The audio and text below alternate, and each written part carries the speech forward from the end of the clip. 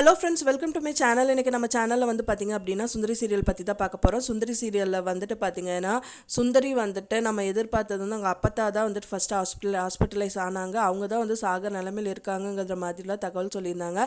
ஃபைனலாக பார்த்தா அவங்க எதிர்பாராத ஒன்று தான் நடந்திருக்கு. ஏன்னா அவங்க அத்தை இறந்துட்டாங்க. அதுக்கு மெயின் காரணமே கார்த்திக்னே சொல்லலாம்.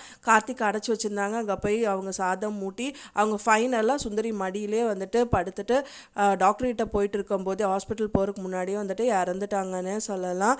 அண்ட் தென் வந்து பார்த்தீங்க அப்படின்னா வந்துட்டு அவங்க ரொம்ப பதறி போயிடுறாங்க. யாருன்னு பார்த்தீங்கன்னா கார்த்திக்கோட அக்கா, அவங்க மாமா எல்லாருமே வந்துட்டு பதறிட்டு போய் இந்த விஷயத்த கார்த்திகிட்ட சொல்லி எப்படியா கூட்டிகிட்டு வரணும்னு ஹாஸ்பிட்டல் வராங்க.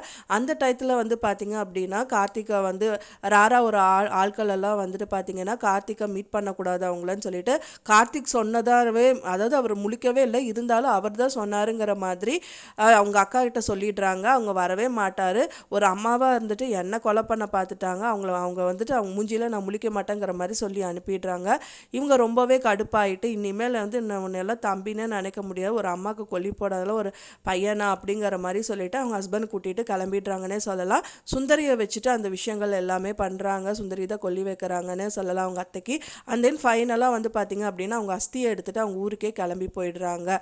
அதுதான் வந்துட்டு கம்மிங் எபிசோட். இதுக்கப்புறமும் பார்த்திங்க அப்படின்னா கார்த்திக்கு வந்து கண்டிப்பாக தெரிய வரும். கார்த்திக்கு தெரிய வந்தால் அவர் என்ன தான் பண்ண போவார் அப்படிங்கிறது தான் வந்துட்டு கம்மிங் எபிசோட்லேயே ரொம்பவே விறுவிறுப்பாக காமிக்க இருக்காங்க. இப்போ தான் நம்ம சேனலை ஃபஸ்ட் டைம் பார்க்குறீங்க அப்படின்னா மறக்காமல் நம்ம சேனலை சப்ஸ்கிரைப் பண்ணிடுங்க. வாங்க நம்ம சேனலுக்குள்ளே போகலாம். கார்த்திக் கிட்ட கேட்கும்போது கார்த்திக் கிட்ட தான் கேட்க வராங்க. ஆனால் கார்த்திக் சொன்னதை சொல்லி அவங்க அனுப்புனதுக்கப்புறம் சுந்தரி கொல்லி போட்டுறாங்க. அதுக்கப்புறம் வந்துட்டு அவங்க அஸ்தி கலக்க அவங்க ஊருக்கு போயிடுறாங்க. ஃபைனலாக வந்து பார்த்திங்க அப்படின்னா தமிழ் பாப்பா கேட்குறாங்க, சின்ன பாட்டி எங்கன்னு கேட்குறாங்க. அப்போ அவங்களால கண்ட்ரோல் பண்ண முடியல. யாருனாலும் பார்த்தீங்கன்னா கார்த்திக்கோட அக்கா கிட்ட லக்ஷ்மி அவங்க கிட்ட அவங்க வந்து கண்ட்ரோலே பண்ண முடியாமல் என்ன சொல்கிறாங்கன்னா அவங்க வந்து சாமி கிட்ட போயிட்டாங்க அப்படின்னு சொல்கிறாங்க. அதனால வந்துட்டு அவங்க ரொம்ப காம் ஆகிடுறாங்க. என்ன பண்ணுறது தெரியாமல் அவங்களும் கண்ட்ரோலுக்கு வந்துடுறாங்கன்னே சொல்லலாம். ஆனால் வந்துட்டு பார்த்திங்க அப்படின்னா இந்த விஷயங்கள் எதுவுமே தெரியாது யாருக்குன்னு பார்த்தீங்கன்னா கார்த்தி வந்துட்டு பார்த்திங்கன்னா சுந்தரியை தான் பழி வாங்கணும், அவங்கள வந்துட்டு ஒரு வழி பண்ணணும்னு பண்ணார். ஆனால் இந்த விஷயத்தில் அவங்க அம்மா இறப்பாங்க அப்படின்னு அவங்க நினச்சி கூட பார்க்கலன்னே சொல்லலாம். ஏன்னா அவங்க அம்மாவும் ரொம்ப முயற்சி பண்ணாங்க. சுந்தரி கூட தான் சேர்ந்து கார்த்தி வாழணும்னு எல்லாம் அவங்க கல்யாணத்தை நிறுத்தினாங்கன்னே சொல்லலாம்.